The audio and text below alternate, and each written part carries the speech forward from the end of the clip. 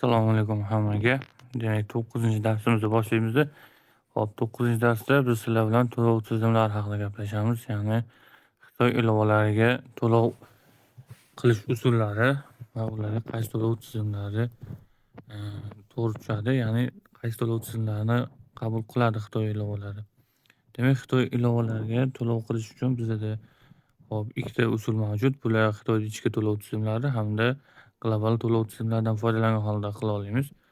Birinchisi Xitoy ichki to'lov tizimlari, bular Alipay hamda WeChat hisoblanadi.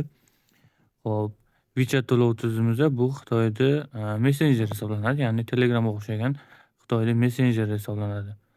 Hop, o'sha messenjerda WeChat Pay bo'limi bor. O'sha orqali ham to'lovlar amalga oshirsa bo'ladi.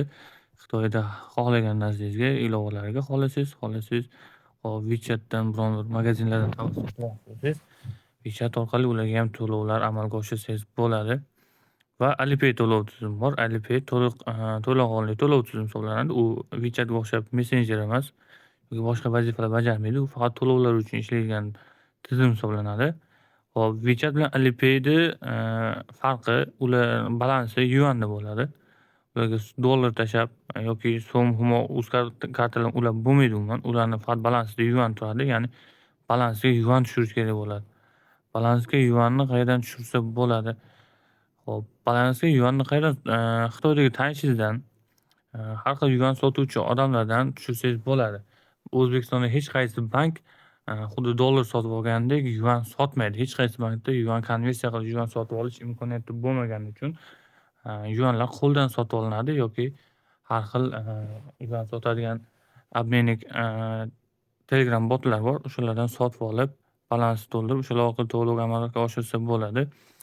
Bu darsda biz sizga bular haqida to'liq to'xtalib o'tmoqchi emasmiz. Bular haqida alohida videolar bo'ladi. Bu sizlarga qisqacha ma'lumot berib o'tmoqchimiz. Bugun sizlar bilan global to'lov tizimlari haqida gaplashamiz. Ya'ni bular Visa, Mastercard va UnionPay kartalari bo'ladi. Hop, bu kartalarni dunyoda juda ko'p davlatlar qabul qiladi.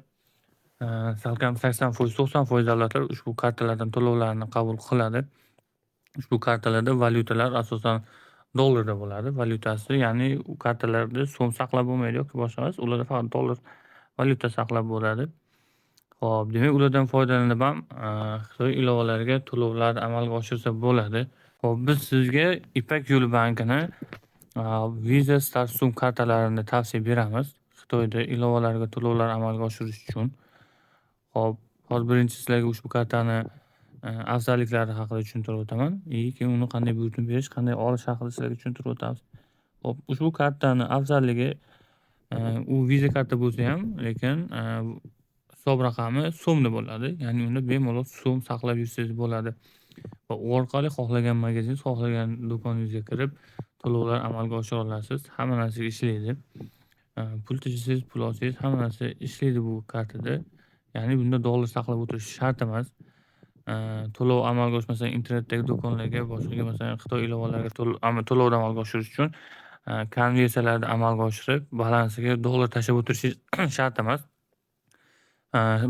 Balansidagi so'mdan avtomatik masalan ilovalarga to'lov qilmoqchi bo'lsangiz, Xitoy programmalariga avtomatik o'zi konversiya qilib, kursga qarab, o'zi avtomatik o'sha pul konversiya qilib, o'zi yechib olaveradi.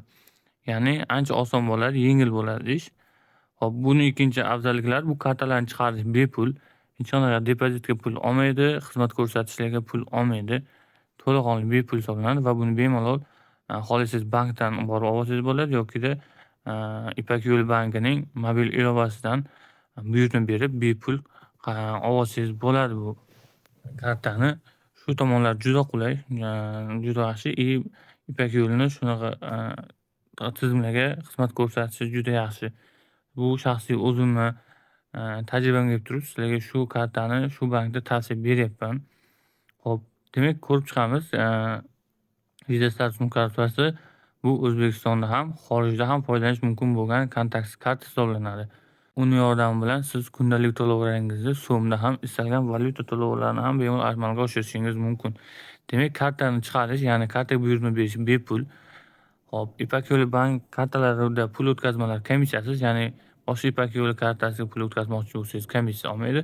Xuddi shu bilan birga boshqa banklarning kartalariga ham pul o'tkazmoqchi bo'lsangiz, komissiya yo'q, ya'ni pul o'tkazishga umuman komissiya olmaydi.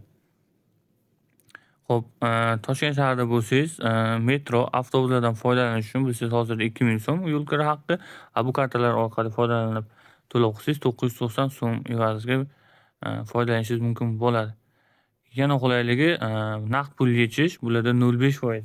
Ya'ni boshqalarda bilsangiz, boshqa barcha banklarda hozir 1% dan naqd pul qilmoqchi bo'lsangiz 1% komissiya yechib oladi.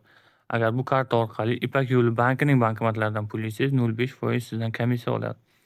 Minimal depozit yo'q. Depozitga pul qo'shish shart emas. Hop, bilmaydiganlar uchun Visa karta, boshqa bankdan Visa karta olmoqchi bo'lsangiz, depozitga pul qo'yishingizni talab qilishadi. Bu har xil $5, $10, $15, $20 hamma bank har xil qo'ygan. Bu depozitda turadi va bank kartani amal qilish muddati tugagandan keyin sizga pul qaytariladi, ya'ni depozitda turadi.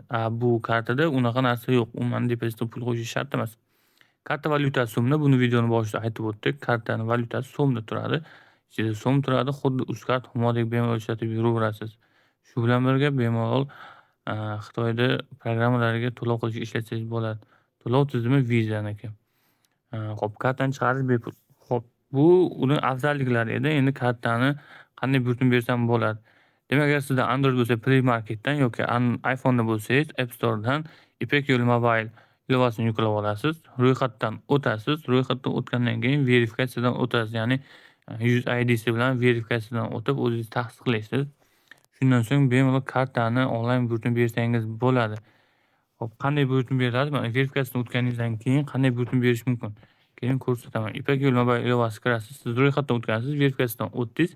Endi karta buyurtma bersangiz bo'ladi. Bu uchun karta bo'limiga kirasiz.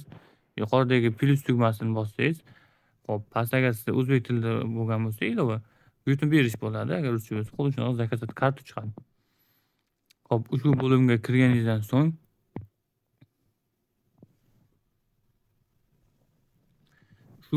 kirganingizdan so'ng sizda birinchida o'zi Visa Samsung kartasi buyurtma berish bo'limi chiqib turadi o'zi. Hop, pastdagi zakazat kartani bosamiz. Ushbu joyda agar siz yashayotgan shahringizda Ipak Yo'lini ofisi bo'lsa, o'sha ofisdan borib olsangiz bo'ladi yoki slujba dostavkani tanlab, lokatsiyani bosib, o'zingiz manzilingizni belgilab, telefon nomeringizni kiritsangiz, o'sha yoqqa bepul dostavka ham qilib berishadi. Hamma maydon to'ldirgandan keyin pastdagi podать заявкuni bossangiz, hop, ariza qabul qilishadi va sizga kartani yetkazib berishadi. Kartani olganingizdan so'ng endi bemalol shu kartaning ichiga so'm tashab, bemalol Xitoy ilovalaridan to'lovlar amalga oshirsak bo'ladi. Hop, 9-darsimiz shundan iborat edi. E'tiboringiz uchun rahmat. Keyingi videolarni kuzatib boringlar. Hop, darslar davom etadi.